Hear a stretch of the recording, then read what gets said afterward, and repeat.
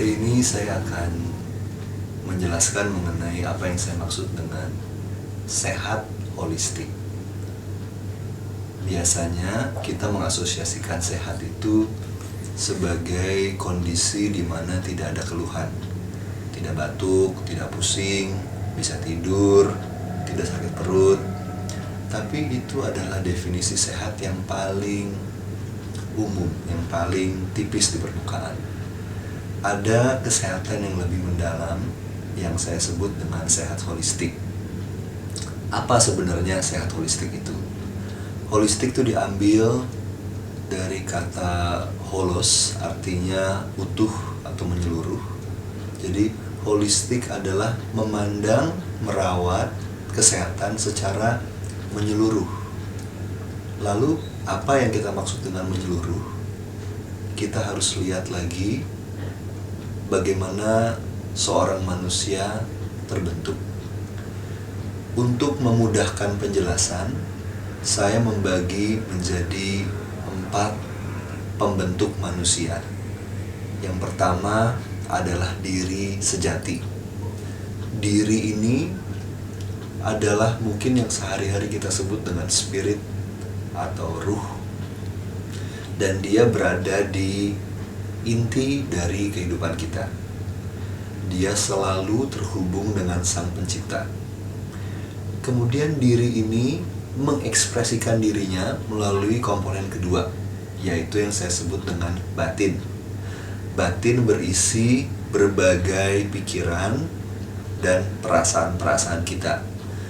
Ada pikiran dan perasaan yang kita sadari, ada pikiran dan perasaan yang tidak kita sadari, yang kita sebut disimpan di gudang bawah sadar. Pikiran dan perasaan kita atau batin kita, dia terpengaruh oleh setiap pengalaman hidup kita. Baik pengalaman hidup kita masa kecil, saat kita diasuh orang tua kita, saat kita bersekolah, berteman, menjalin hubungan cinta, berkarir. Setiap aktivitas dan pengalaman hidup kita saling mempengaruhi dan dipengaruhi oleh isi dari batin kita. Jadi setelah diri ada batin. Batin bisa dalam keadaan sehat, bisa juga dalam keadaan tidak sehat. Setelah batin, komponen berikutnya adalah energi.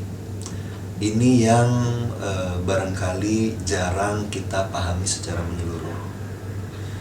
Jadi sebenarnya manusia itu bisa hidup karena dia mengandung daya hidup yang di Cina disebut Qi atau Qi dalam bahasa Jepang. Saya sebutnya daya hidup. Daya hidup ini punya sifat elektromagnetik. Dan daya hidup ini mengalir di seluruh diri kita. Cuman dia mengalir mengikuti pola tertentu. Secara umum ada 3 pola sirkuit energi yang ada dalam diri kita. Yang pertama adalah meridian.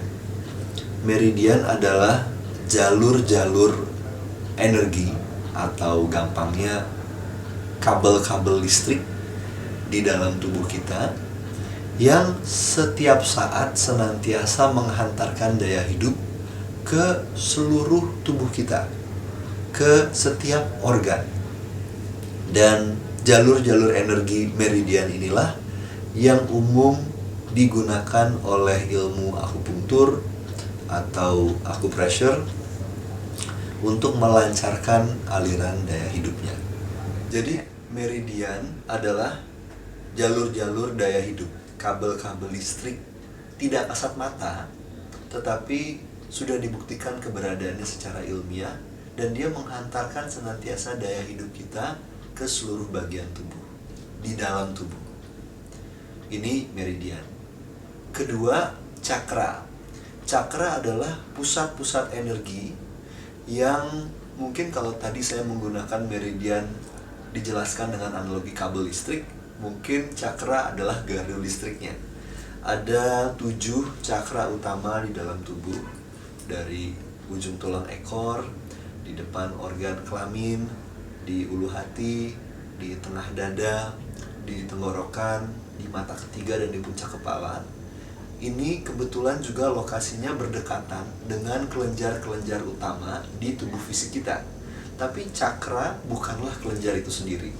Dia adalah pusat-pusat energi yang mengatur keseimbangan organ di sekitarnya, tapi juga merupakan arsip yang bersifat energi yang mencatat setiap saat bagaimana kita menggunakan energi kita dalam kehidupan. Ada cakra yang khusus mencatat dan merekam bagaimana energi kita dalam relasi pribadi. Ada cakra yang merekam khusus bagaimana kita mengekspresikan diri kita dengan jujur total dalam sehari-hari. Dan ada cakra yang berkaitan dengan intuisi, ada cakra yang berkaitan dengan koneksitas kita dengan kehadiran Sang Pencipta, apapun keyakinan Anda. So, setiap cakra punya kekhususannya masing-masing. Nah, setelah meridian dan cakra, ada yang namanya aura. Ini bagian ketiga dari sistem energi Anda. Aura adalah medan energi. Medan energi yang memancar keluar dari tubuh Anda, dan dia berkomunikasi dengan energi di sekitarnya. Umpama Anda bertemu seseorang yang Anda baru kenal dan Anda merasa nyambung sekali dengan dia, atau belum terlalu kenal tapi kok tiba-tiba nggak suka sekali. Bisa jadi di luar daripada bahasa tubuh dan kata-kata yang dipercakapkan, barangkali energi Anda dengan energi dia mengalami kesesuaian atau ketidaksesuaian.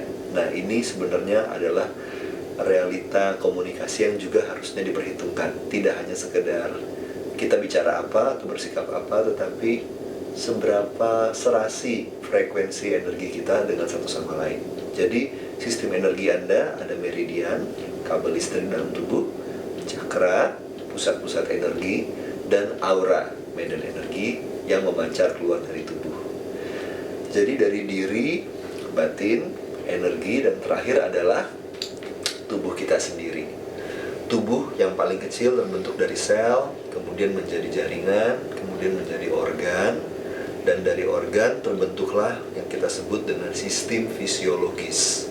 Ada sistem fisiologis untuk pernafasan, peredaran darah, kelenjar, pencernaan, reproduksi, saraf, pembuangan, dan sebagainya. Nah, sistem-sistem tubuh ini yang paling dipelajari dalam ilmu kedokteran modern. Tetapi kembali ke konsep awal tadi, kalau kita ingin memahami manusia secara menyeluruh, maka kita tidak bisa lihat salah satu sistem saja atau salah satu bagian tubuh saja. Kita harus lihat bagaimana diri mempengaruhi batin, energi, dan tubuh. Inilah yang kita sebut dengan melihat secara lengkap atau the whole picture. Hanya dengan melihat gambaran lengkap, kita bisa memperoleh pemahaman dan solusi yang lengkap juga. Sebenarnya di dunia kedokteran sudah mulai menuju ke sana. Ada istilah namanya PNEI. P artinya psiko atau batin. NEI adalah N-nya neuro, sistem saraf Anda, endokrino, sistem kelenjar dan hormon Anda, dan imuno, daya tahan tubuh Anda. PNEI artinya ketika psiko atau batin Anda tidak selaras, dia akan seketika mempengaruhi mata rantai berikutnya, yaitu saraf, kelenjar, dan daya tahan tubuh. Tetapi PNEI ini belum melihat secara total lengkap menurut saya. Kita harus memperhitungkan diri, batin, energi, dan tubuh. Pahami semuanya, rawat secara menyeluruh. Itulah yang saya sebut dengan sehat holistik. Bukan cuma sekedar tidak ada keluhan, tetapi keselarasan yang menyeluruh secara internal antara manusia di dalam dirinya dengan manusia dengan alam di sekitarnya.